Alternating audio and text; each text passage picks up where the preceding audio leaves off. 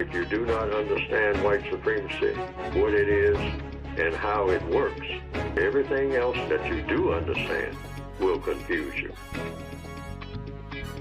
In all of these 9 areas of activity, economics, education, entertainment, labor, law, politics, religion, sex, and war. Anywhere on the planet, minute by minute, day by day, all of the time, all of the time, all of the time.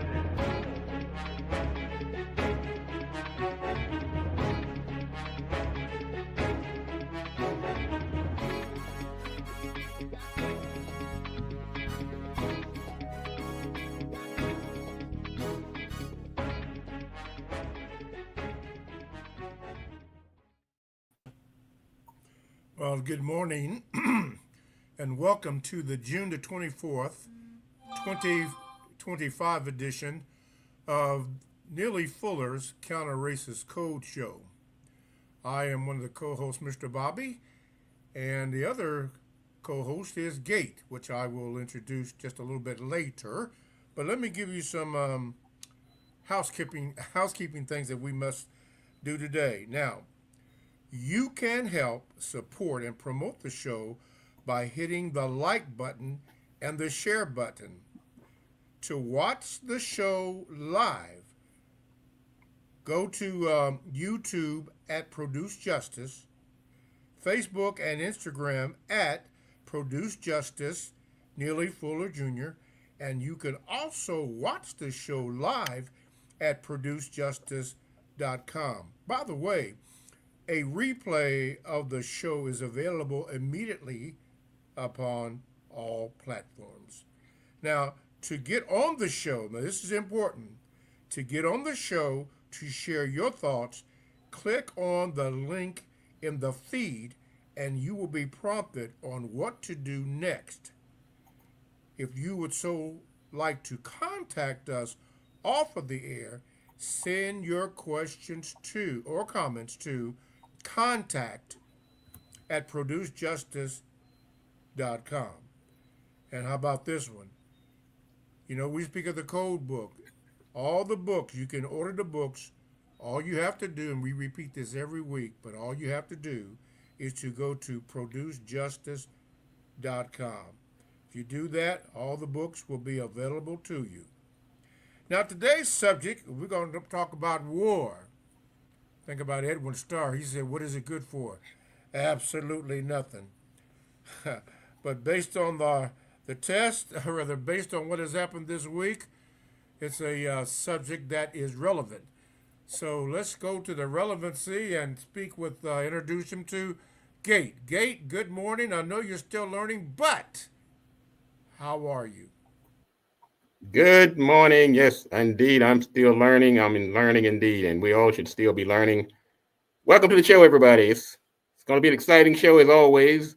Thank you, Mr. Bobby, and thank you for Mr. Fuller, who has guided us and taught us and advised us over the years, and he wrote these 3 amazing books, and we're here to keep his legacy alive. Some people just got to keep going, I'm telling you. Just leaving this planet, you can't leave all that information on the table, on the shelf. So we're here to bring it, keep it going. And what we try to do also is to make sure that we run some of these current events through the lens of the code. So we see things like war happening, we see protests, we see politicians going on, we see things happening in the economy, tariffs, assaults on the Constitution.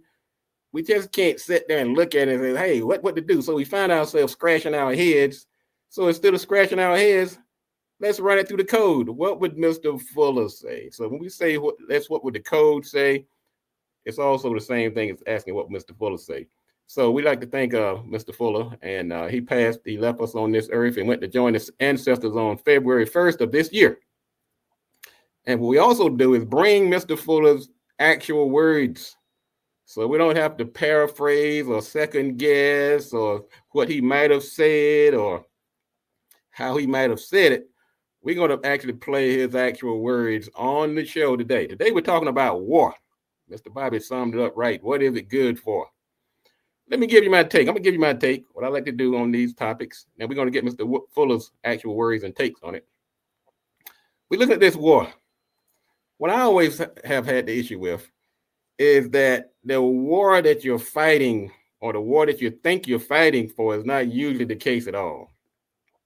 There's this card game, this like Mr. Fuller when he was describing the use of the N word and how sometimes you get so into a hot and lather about the use of the word, you don't see that left hook coming. So what has happened throughout history is that we've been given this diversion and confusion. And Mr. Fuller was very ardent about not falling for confusion. We've seen history throughout the annals of history. We've seen war being presented as one thing, but in actuality, it was about something else. We can go back to the 19th century during the Berlin Conference when the continent of Africa was invaded, and it was an invasion. And we had this that we're educating, we're civilizing the natives, we're spreading humanity and Christianity, but it was nothing but a thirst for power and land. It was imperialism. It was rank, raw imperialism. Don't fall for it. We've seen more recent examples where we have actually seen naked. We had the Indian Removal Act, where we once again we brought up this thing about the natives. We're trying to make sure that we're spreading civilization. We're going to civilize the Native Americans when what actually was access to the land in the West.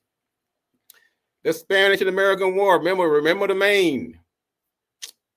So they sink this ship. They got this rallying cry. Everybody all hot and loud and bothered about the Maine being sunk. When it's actually, once again, this was an expansion into Cuba and Puerto Rico, imperialism, World War I and II. We have this narrative of the evil, tyrannical powers of the Axis against the good-loving, democracy-loving guys of the West, when actually, once again, these were just two big imperial bodies fighting it out, fighting over land. They're fighting over land in India, in Africa, in Asia. Don't fall for the narrative. Come to the more recent. Remember the Gulf of Tonkin incident in Vietnam. Once again, we're talking about stopping the spread of communism, but actually it was about political dominance and spreading capitalism around the world. The Gulf War. Don't even get me started on the Gulf War. All these weapons of mass destruction, they're just popping up like every other day. Somebody's got a weapon of mass destruction we got to stop. But once again, this is about protecting interests in that part of the world, access to oil resources and things like that. So when we see war and we hear war, don't be so caught up in what the narrative that you're being fed. And that's always a little truth, because that's how the confusion works. Give you a little dabble of truth. Wash this hand over here so you won't see what this hand is doing. So that's my take about war, is that I even put the question out there: can war and justice coexist? We're going to find out. Now, Mr. Fuller, he said what he said about war.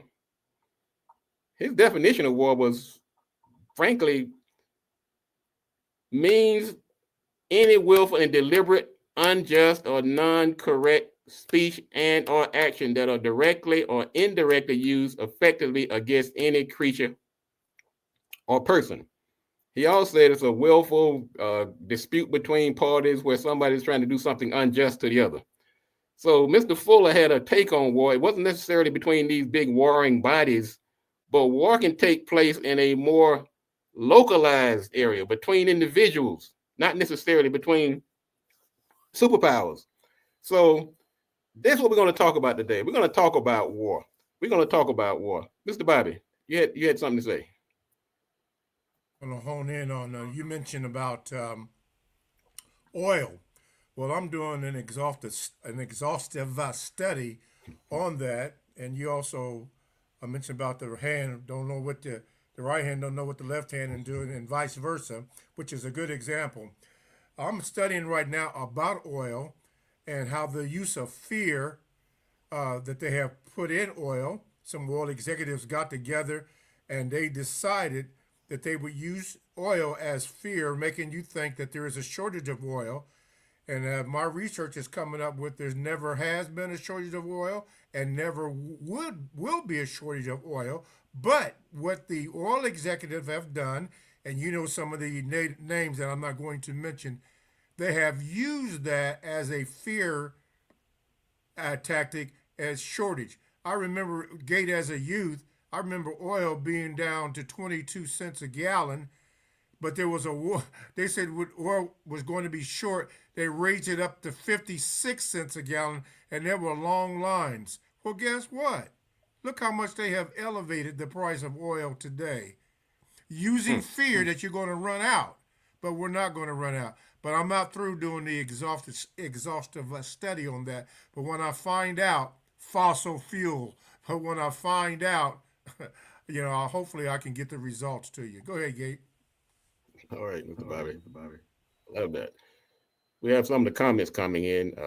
Sassafat says the white code guarantees that the people who classify themselves as white dominate and control all of the people with color in their skin in all areas of people activity. Now, Mr. Fuller has some strong opinions. Now, actually, I'm going to say that with tongue in cheek, because Mr. Fuller was very trying to find a word to say it. He didn't like to talk a lot about war, even though it was one of the 9 areas of activity. He was very either selective, circumspect. It's one of the areas where he didn't dive all the way in, and he had his reasons. Matter of fact, let's put in some. We're going to put in some of Mr. Fuller's exact words as we tackle this topic today. Today, this is the Counter Racist Code Show for everybody who's just tuning in. You can go to Produce Justice and watch the show live right on the home page. You can also jump on board if you want to join the conversation. I'm going to put the link in here. We'd like to have your comment and feedback. I'm just going to put a join the show link on the screen as we speak, and love to have you to come on board and give us your take on what we're talking about today. We've had some good people tuning in over the past few weeks. Some of the people have come on board and really have been very, very expressive with their words, and we appreciate that. And this show is about you. This is not about Mr. Bobby or myself. This is about you. It's about keeping the words and actions and thoughts of Mr. Fuller alive, and that's what we're going to do here every week on this show. Let's put up some of Mr. Fuller's words. We're going to start out with somebody called in. You would thought they had a crystal ball. They called in last year. Not last year, it was earlier this year, and they were talking about Iran and the Israel. In different places at different times. But as long as you have the system of white supremacy, because you're dealing directly on war involving the concept of Iran against the concept of Israel, since war is one of the 9 categories Mr. Fuller mentions. Thanks. Well, the war is always going on. It's just taking effect on the kind of way it's conducted in different places at different times. But as long as you have the system of white supremacy, because you're dealing directly or indirectly with color, that whole Middle Eastern situation at its root is about people who have color in their skin, even though a whole lot of white people are perishing in the process. But that's true. That was true of the so-called Civil War. Yeah, so-called. Yes.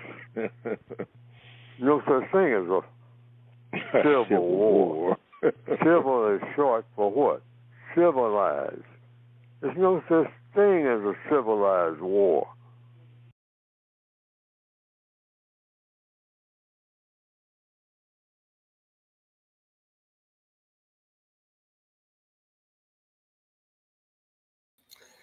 Well, we heard Mr. Fuller's take on that.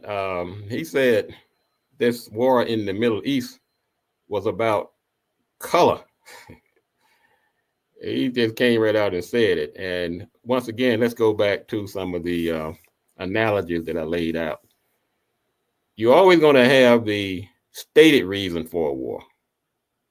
There's always this stated reason. It usually revolves around some type of threat, some type of nationalism. Somebody did something, somebody needs to be educated or civilized, or something that has nothing to do with the real intent for the war. So you have to ask yourself, is the war that we're witnessing now in the Middle East, is it any different than the others? History, we starting to see the same playbook over and over again. I think the power is going to have to get a new playbook because it's just starting to get trite and old. They tried out the same excuses time after time after time. And so that's war. That's some of Mr. Fuller's words when it comes to war. We'd like to have your comments, and if you'd like to join the show, we put the link on the screen. This is the Counter Racist Code Show, Mr. Neely Fuller's Counter Racist Code Show. And Mr. Bobby, I'm gonna give you a minute to have any comments on the last thing we said Mr. Fuller had to say about on that video we just played. Well, okay. I've done a little study on this, and the studies that I read was a video by Michael Rivero, which shows that all wars are really bankers' wars. It's all about money, because the world that we live in is a global system or global corporation, and war fuels that. So it is imperative that they create a conflict, and then those that stand to gain the most generally supply both sides. So it's all bankers' wars.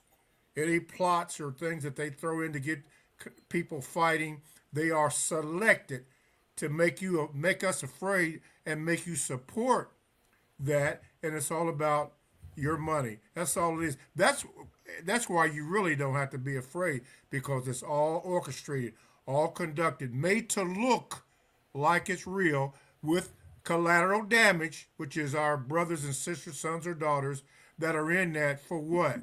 To support the good of those who stand to gain the most. Well, it goes back to what you started out with, Mr. Bobby. War, what is it good for? Well, it's usually absolutely nothing to the average person, because we see these changes, and we look across the sea. We go over here and you knock a country out. You change the political the regime, and life goes on, because that was not the intent. The intent was to maintain a superiority, commerce, whatever the powers that be. And we're sold this whole concept about the yellow peril, the Maine got sunk, the Gulf of Tonkin was attacked. We need to civilize the natives in Africa and the Native Americans. And when it's all about land and power and money, like you said most wars are bankers' wars. Now, one caller called in on must have been a couple of years ago. And this caller challenged Mr. Fuller. He said, Mr. Fuller, why are you afraid to talk about war? And if you notice, and most of the people who followed Mr. Fuller and his show, every time it came up, he kind of tiptoed around it. He never went all in. And so for people who have been followers of Mr. Fuller, I'm going to play this next passage, and it addresses this reluctance, this recalcitrance to jump all in the topic of war with both feet. And so just hang on a second. Let me put up this next passage from Mr. Fuller.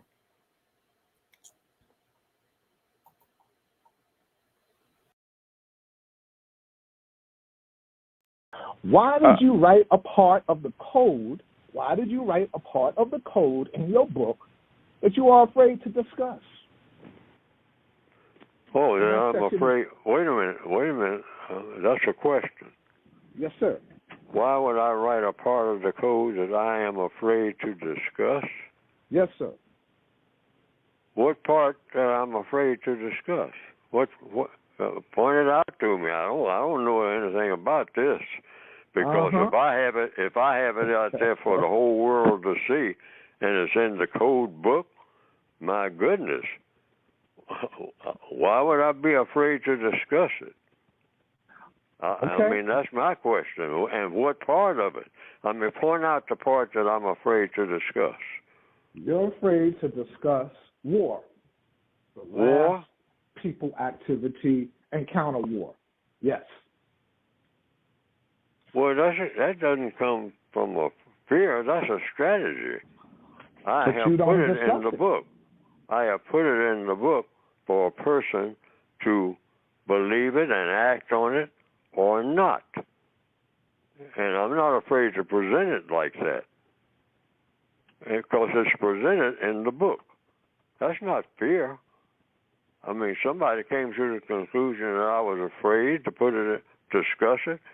I'm discussing it I'm putting it in the book that I'm not supposed to discuss anything about that other than what I have put in the book. That's what I say in the book. Now, that's not fear, that's a strategy. Because I know what the white supremacists will do. And so I say to the whole world, just like I wrote it, that's the way it is. And I'll discuss it the way I wrote it. And part of the way I wrote it is I don't discuss actual, making comparisons. Say, for example, to keep down confusion, somebody asked me, was that maximum emergency compensatory action? And the book says that I am not supposed to discuss any action that any person takes. In the entire section, I think that's the way I wrote it, of war, counter war. Like in military strategy, it's just some things you don't say because they will aid and abet what? The enemy. So I say that. I'm not going to help the enemy by saying what the strategy is. And so this is my strategy, the way I see it, because it will work toward doing what? The objective of helping to replace the system of white supremacy with the system of justice.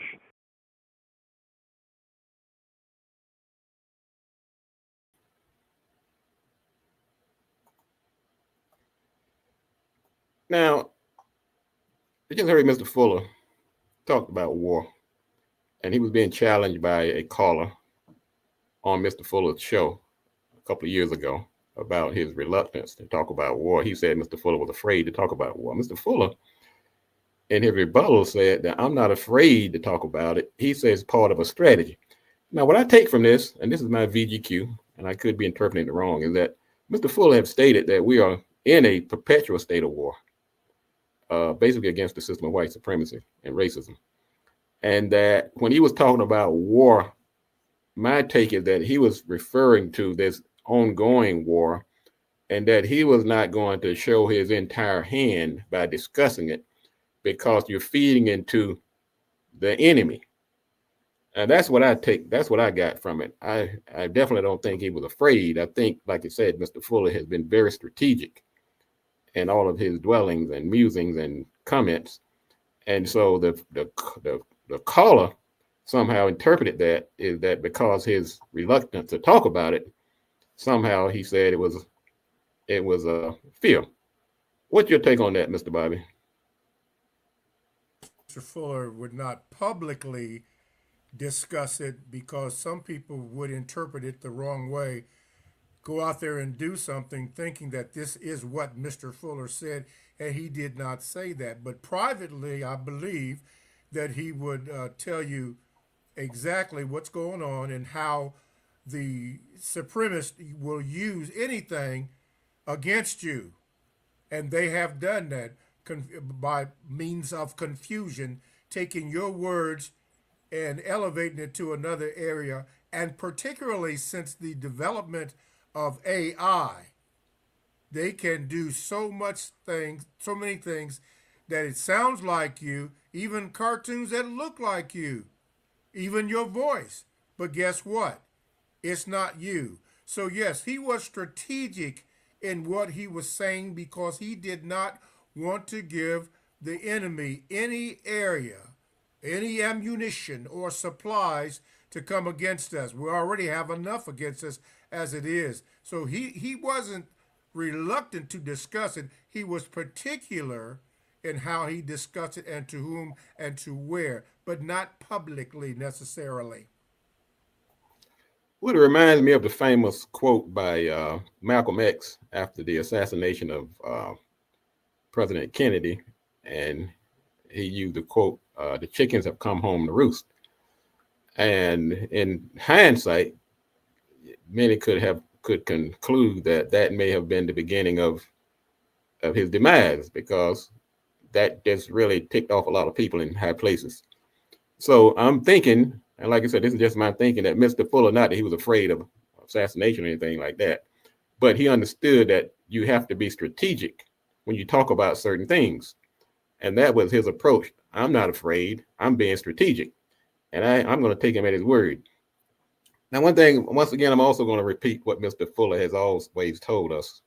So when you come on this show and when you come into the room, I would like to everybody to know that Mr. Fuller has coined this phrase, VGQ. So what you hear on this show today from myself and Mr. Bobby, these are our comments.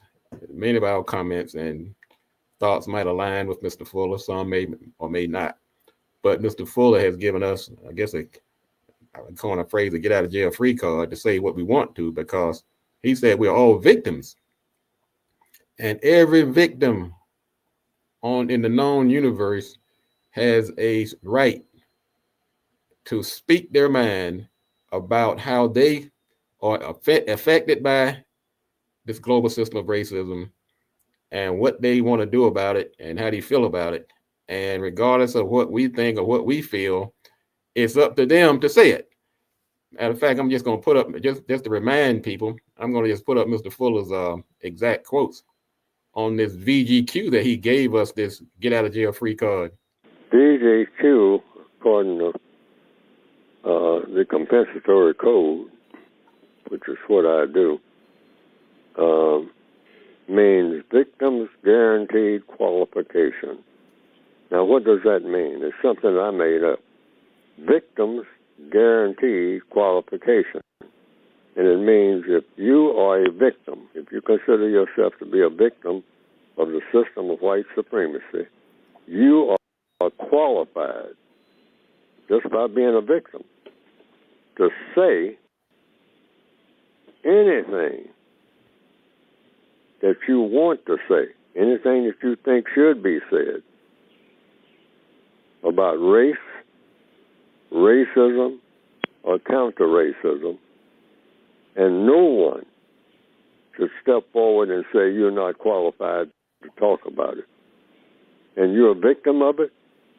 If you're a victim of an evil, you're qualified to say anything that you want to say, or feel compelled to say, or just choose to say about race, racism, or counter-racism. Counter-racism means you're against racism. You're qualified. So anybody who steps forward and says you're not qualified to talk about that, that's not true. Well, you heard Mr. Fuller say it. That if you have a, let me get this phone.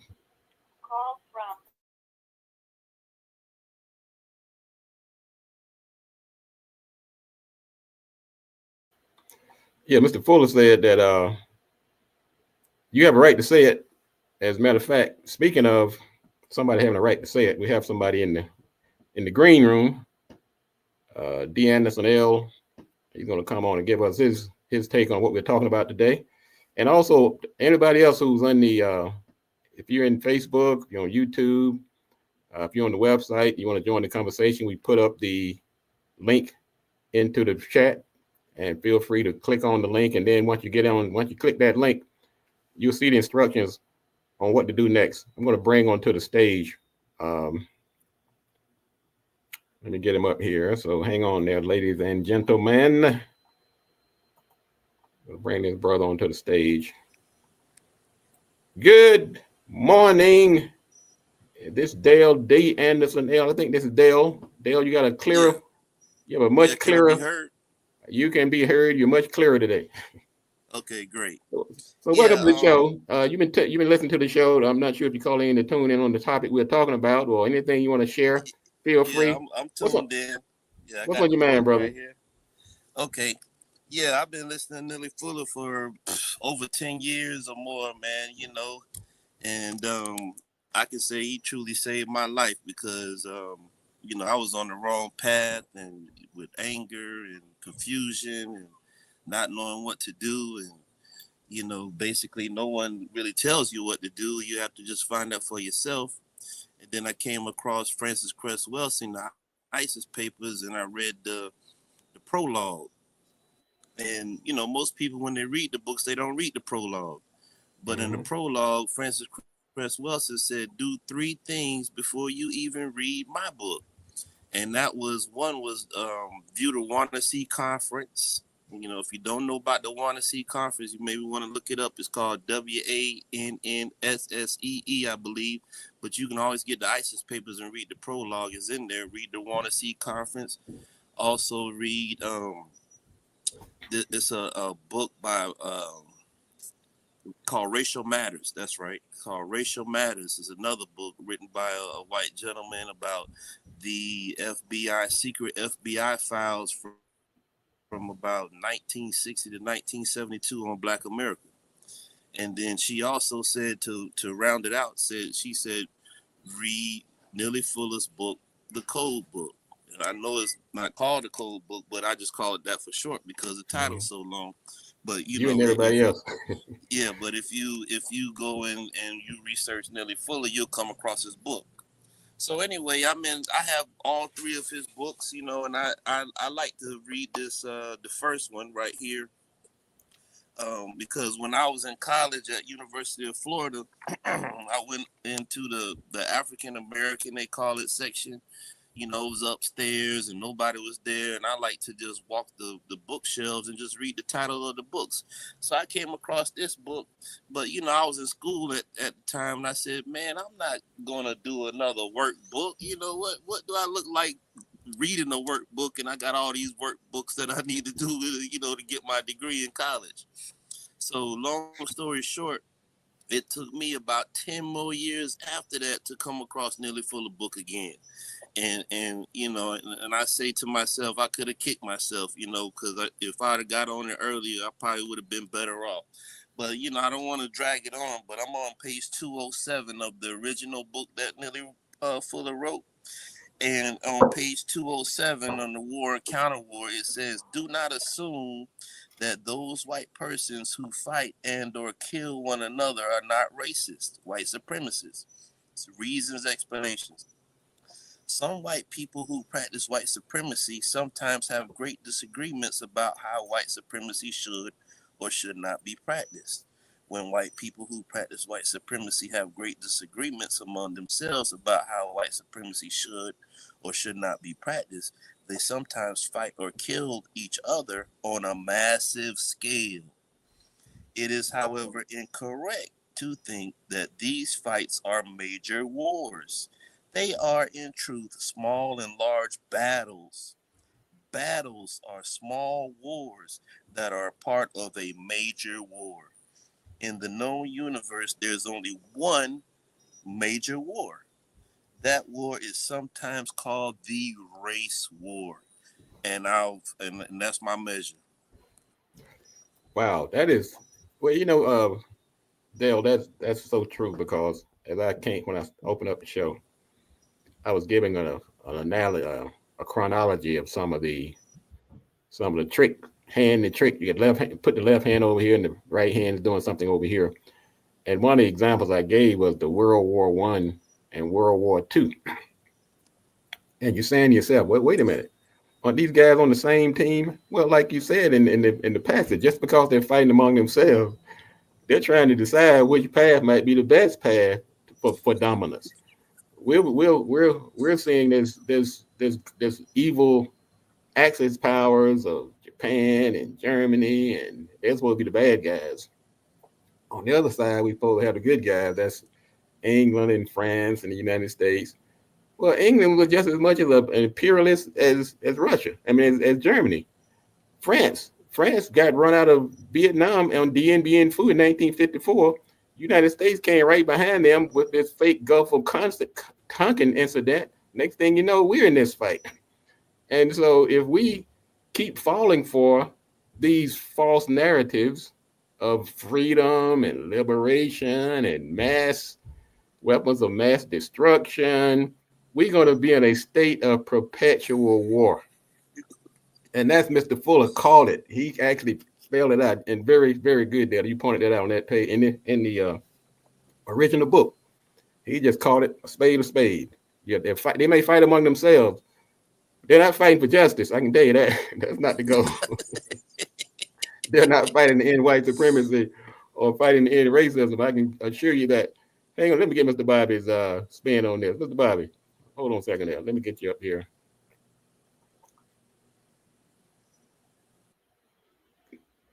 Attention to it. Looks like he's muted.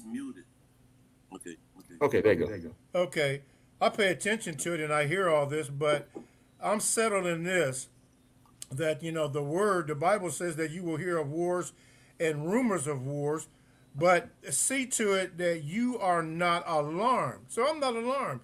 Why? Because such things must happen, but the end will come. Now, some nations don't believe that. Some people don't believe that. But what do we have here?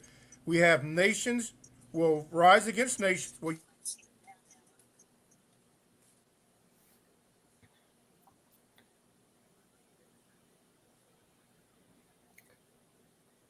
Like Mr. Bobby's computer froze up. I'm going to put up another quote by Mr. Fuller, and I think that ties in also to what you were saying, Dale. So hang on a second. Let me put up another quote by Mr. Fuller coming up. So hang on. On page 359, you write, the white supremacist racists collectively intend to practice white supremacy racism forever. Therefore, they will kill or help to kill enough non-white people to satisfy their need to have fun, but they do not intend to kill so many that no non-white people remain. So is it best for us to just try to just protect ourselves and stay away and just try to be as codified as possible? Both. That's a part of the code, protecting yourself and at the same time trying to erode in any way that you can, just like in any war. That's why it's in the war section. Counter war. We're against war. Like Martin Luther King said, we're against war, period. No more war.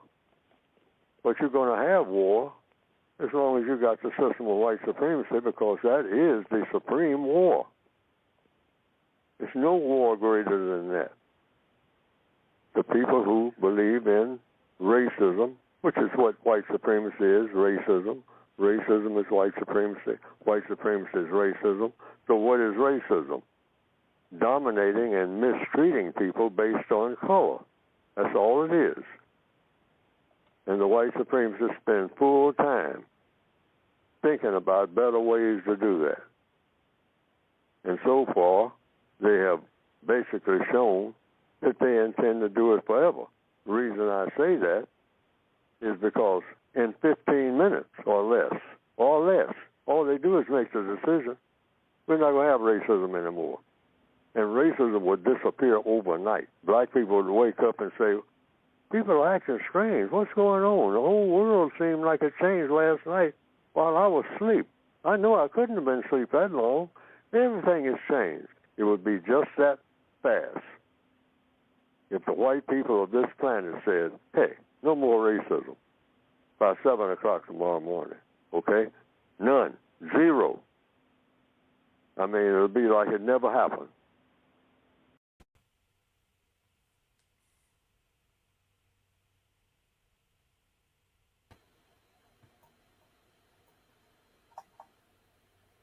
Yeah, I got cut off, but that's okay though. Yeah, Mr. Bob, you got cut off. Yeah, that's So, okay. Usual suspects are at play. But go ahead. Anyway, go ahead. all right. Well, that was Mr. Fuller. Let me hold on a second. That was Mr. Fuller basically saying that war, sort of tying in what Dale was saying as well, that you have to look at war as the means to an end. That is one of the things you're going to hear me talk about a lot on this show. Don't confuse means with ends. And you have to know what the end is. The end is not always what the end has been fed to us. I'm going to say this and I'm going to say it again. It's not that, yes, we want freedom. Yes, we want democracy. Yes, we want people to be civilized. I'm putting end quotes around that. We want people to be educated. But that's not usually the goal of most wars. That would be too close to justice. And we know justice and war generally don't coexist. Because according to Mr. Fuller, the war is usually somebody fighting over some type of injustice. Now, unfortunately, through the annals of history, the people that have the biggest guns, and that's a tragedy, are usually the ones that are not on the side of justice. Even though sometimes it could be some justice sprinkled in, of course, we want to get rid of certain type of tyrants and dictators and people that are doing terrible things. But I think it's a quote in the Bible. You're looking at somebody with a splinter in his eye, and you got a whole cinder block in your own eye. So you've got to look at this. And the other thing I've talked about ad nauseum is about hypocrisy. You'll be attacking one country, declaring war on one country for doing something that you are doing every day. You're attacking one country for having a nuclear weapon, and you got more than you can count. You attack one country for not being democratic, and you're denying people the right to vote. So you've got to be consistent in this application of power. When you decide to go to war with someone, take a look at yourself. Am I being fair? Am I being just? Why am I so quick to pull the trigger? Why am I so eager to kill other human beings? War in most cases is wrong. But we have been fed this there's the good versus the evil. But we know, and we are content, if we're not, we're gonna find out that it's usually not black and white, it's multiple shades of gray. You can join either side on any given day, depending on who's right and who's wrong. But wrong usually falls in who has the most power. Who decides who's right and wrong is who has the most power.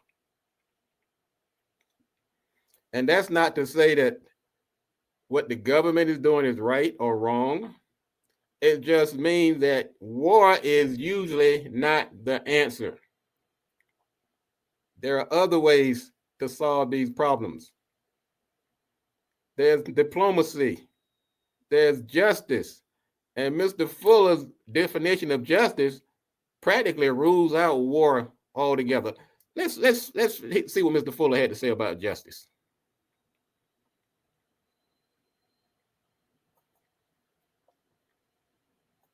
What is justice? Guaranteeing that no person is mistreated and guaranteeing that the person that needs help the most gets the most constructive help.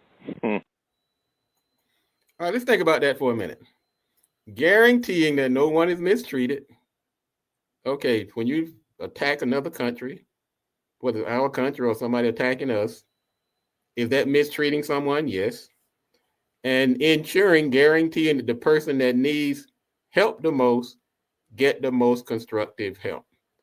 think about the wars over the course of history, do they measure up to Mr. Fuller's definition of justice? Mr. Bobby, what say you? Let me get you on. Okay. Obviously, they don't, and Fuller is correct on that, because people don't want to be just. They don't want justice. They want what they want, and get it in the way that they say is the correct way to get it, but it is not, because it's not guaranteeing that the person who needs the most help get the most constructive help. It's not. So it's false, and that's what the racism has done, has ushered in the comfortability of those that delight and have pleasure for fun, glory, and material gain. And you know who that is.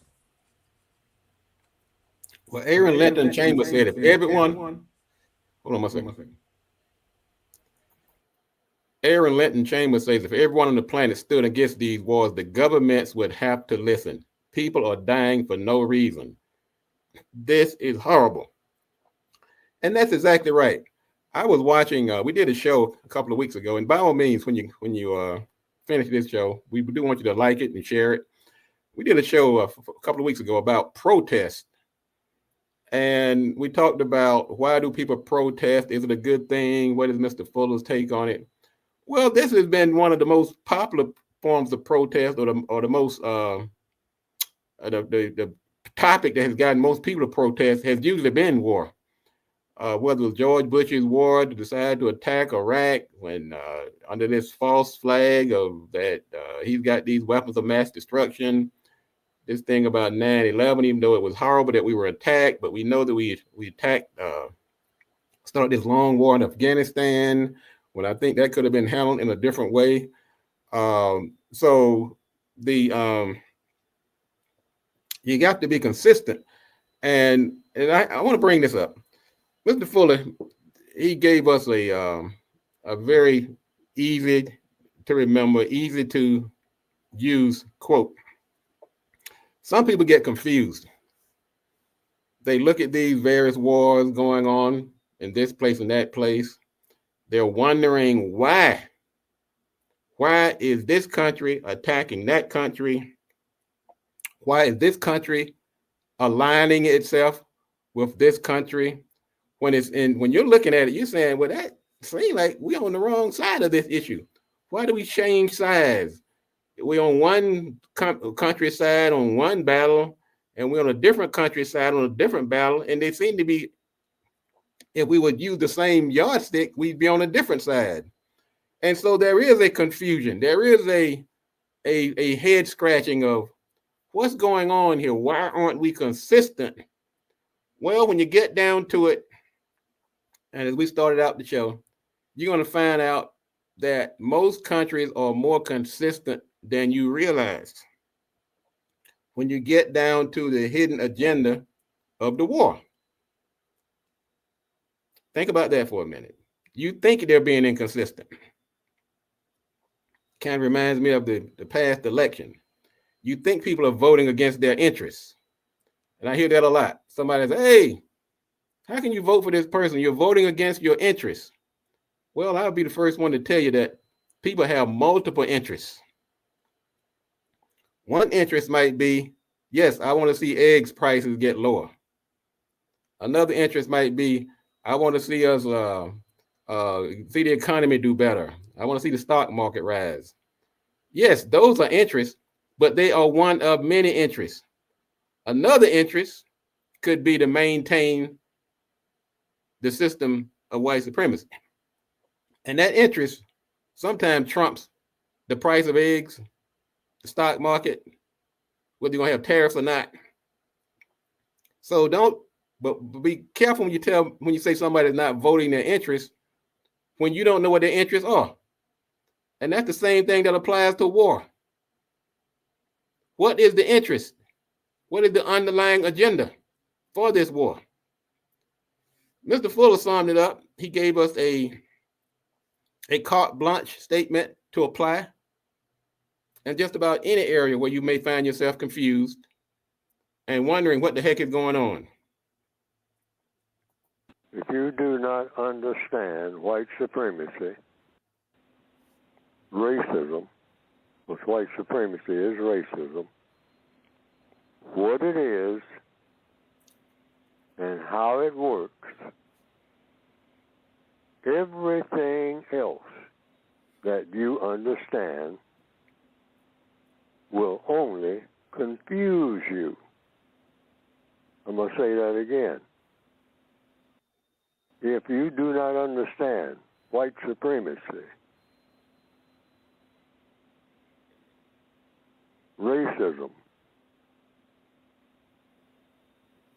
what it is, what is white supremacy, and how it works, everything else that you understand will only confuse you. Now, I just looked at a comment from one of the listeners, and he said people have gotten on his case and actually despise him for not taking a stand or choosing a side in some of these wars that are out here. Well, let me just go back. Let me back up for a second here. Okay. Now I talked about how there are several interests. You don't have just one interest. Now, of course, if we're in this country and we live here, we have our families here. We're paying our taxes here. We're being protected and provided services by this country. So naturally, you're going to side with your country in most cases when there's some type of conflict. That just makes sense, because if you don't, then you're almost calling for your own destruction. But that does not mean that we have to totally agree. That's why we have this system called democracy. That's why we go out and vote. That's why we put people in power that align with our interests. That's why you can, on one day, as we've seen our good country do, be on one side of an issue with one administration and be on a different side of the issue, the same issue, under a different administration. But as citizens of this country, it does not serve anybody's interest to join the side of the opposing enemy. But what you can do is to exercise the power that you have.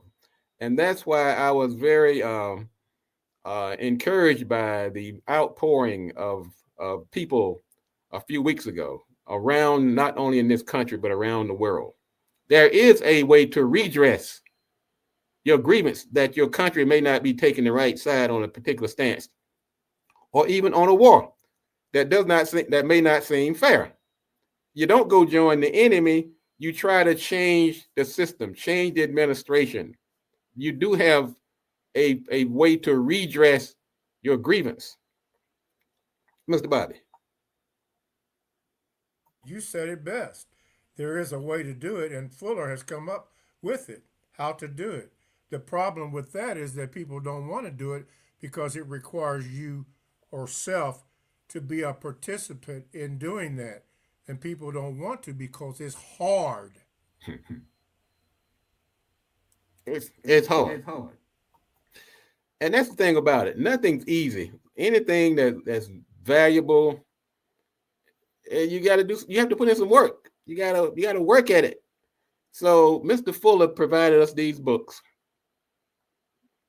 And like I said, he's gone to join the ancestors, but he knew this day would come where we would have to make some decisions. We're going to be at crossroads on various issues. We're not going to know what to do. We're going to be looking, like you said, we're going to be scratching our heads, wondering what to do next. What should I do? Who do I turn to? Well, Mr. Fuller wrote these books, but one thing he did say, and I give him credit for this, is that these books are not the law. These are suggestions. These are recommendations. I don't want you to take my book and say, look, this is what you have to do. What he did say is that I'm providing this book. It's a code. And a code, according to Mr. Fuller, is something that works all the time. And so he left these books behind. And let me get you his exact words on what he wanted us, how he wanted us to treat these books. Everything that is written in the code book is subject to the reader. It says at the beginning of the book, what? And always keep this in mind. If something doesn't apply to you or doesn't make sense to you, you don't adapt it. That's the United Independent thing. It's totally democratic. This textbook is more democratic than almost anything you'll find anywhere. It's not a dictatorship. You unite with logic, not the author of the book. It has nothing to do with Neely Fuller, really, even though Neely Fuller wrote it. It has to do with logic. And does it make sense? And will it work for you and not against you? Everything in all of these writings, and this is for everybody to hear, is questionable. And you're talking to the author of what you're reading. But the author of what you're reading is saying this, because this is in the book itself, in the introduction sections, and throughout the entire concept. That's why it's called United Independent. As an individual person, you're independent in making your decisions. Or I could have said individual. And it's always based on you being united, not with the author of a textbook for victims of white supremacy, or not with any so-called, quote-unquote, counter-racist organization. You unite with logic. And if it doesn't seem logical to you to follow this instruction or to utilize this information in the way it's presented, then bypass it. Is this something I have to do? If it doesn't make sense to you, absolutely not. Well, you heard Mr. Fuller. So, and the reason I ended with that today, because I want us to be independent thinkers. We don't do the cult thing here.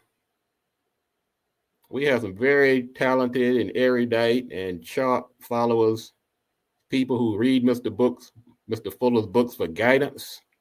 Even it applies to this show. As sharp as Mr. Bobby is, and no matter how many books I read or how many degrees I have, I'm not up here trying to dictate to you on how to think. I'm saying that Mr. Fuller has made it easier for us by providing a code. But even with that, he's saying, use it if it applies to you. If it works, if it doesn't work, then don't do it. We're going to wrap it up on that. Mr. Bobby, let me give you your final word today. I think Fuller said it best when he addressed our issues in all the 9 areas of people activity. It can't get any plainer than that. Every single one of our issues are contained in those 9 areas of people activity. And if we don't understand it, what it is and how it works, what did he say? Everything else will be what? Confusing. Thank you, Mr. Bobby. All right. I'd like to invite you to come back next week. Also, go ahead and get your thoughts together and get your camera, test your camera. We like to bring you on the stage like Dale did today and express yourself. If you have a passage from Mr. Fuller's book you'd like to share from us that's meaningful to you, please do that. If you want to chime in on the topic, you just want to say hello to the audience and let them know what you're thinking about a certain topic, this platform is for you. Brought to you by Mr. Neely Fuller himself. He left his platform. And from what I understand, from the many years of working with him, I worked with him for 5 years as the producer of the Counter Racist Code Show on Blog Talk, and Mr. Bobby was his host for the past 5 years on Blog Talk, and a few years before that on Talktainment. We are here because we know Mr. Fuller probably as good as well as anyone, but we are not him. We're not trying to replace him. We're here to provide a platform for you to help us keep his legacy alive, and we do that by exchanging dialogue and tackling some of the topics of the day on a weekly basis. On that note, we're going to tune out for now. We'll be back next week right here on the Counter Racist Code Show, Mr. Fuller's Counter Racist Code Show. And he said, justice is making sure, guaranteeing that no one is mistreated, and guaranteeing that the ones that need help the most get the most constructive help. We'll see you next week.